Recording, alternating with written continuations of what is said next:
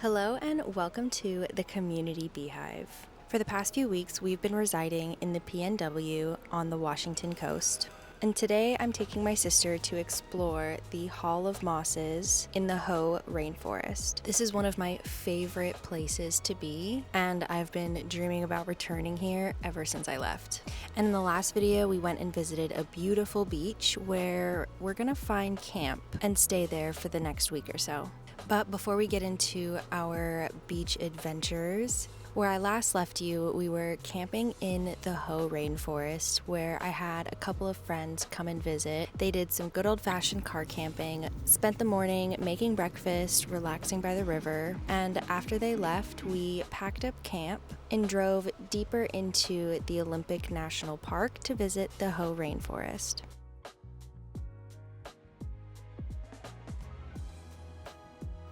My favorite little routine whenever I go to a national park is to get my passport stamped, and because it was almost 5 o'clock and they were going to be closing soon, we hit this first before we headed out on the trail for the Hall of Mosses, and they also had a really cute slug stamp as well.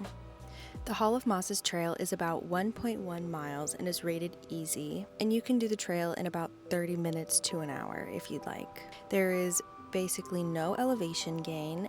It's only about 82 feet. The trail is a loop. They have wheelchair rentals at the Hoh Rainforest Visitor Center as well, so it's really accessible for just about everyone.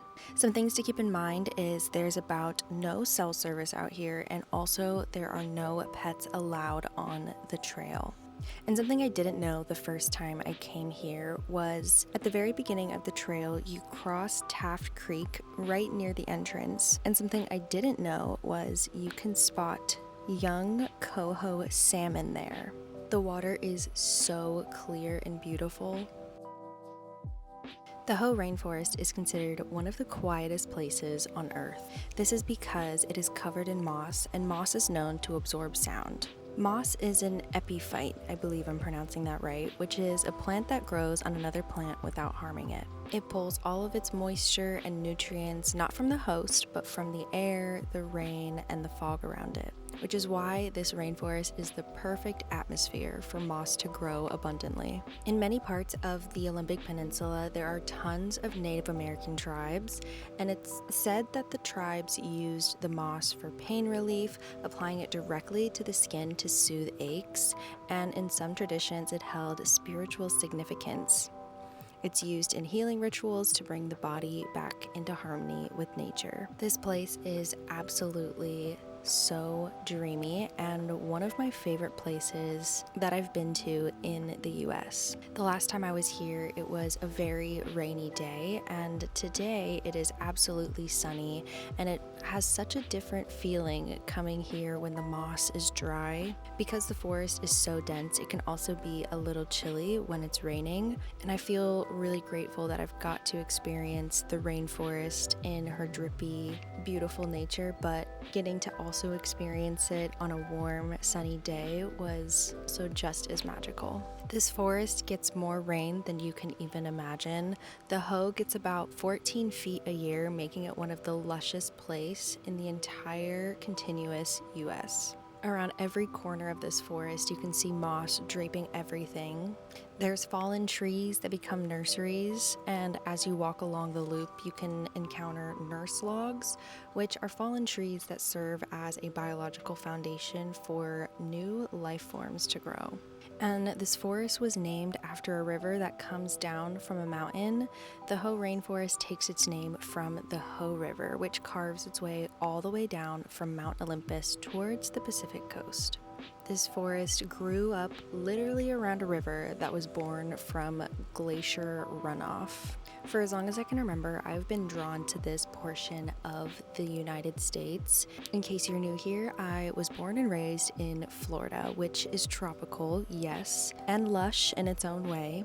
But the energy of this rainforest has been calling my soul to explore her deeper. The peace I feel camping in these woods is unlike anything else. The quiet, full of life energy because there's constantly birds, slugs everywhere, and some of the most gorgeous plant life if you just take a few moments to slow down and look around. And one of my favorite features of the park is this iconic mossy draped archway. It's a tree arching over the path that acts like a natural doorway into the heart of the grove. After we spent an hour or so frolicking around the forest, I took my sister to Forks, the only city really on the Olympic Peninsula.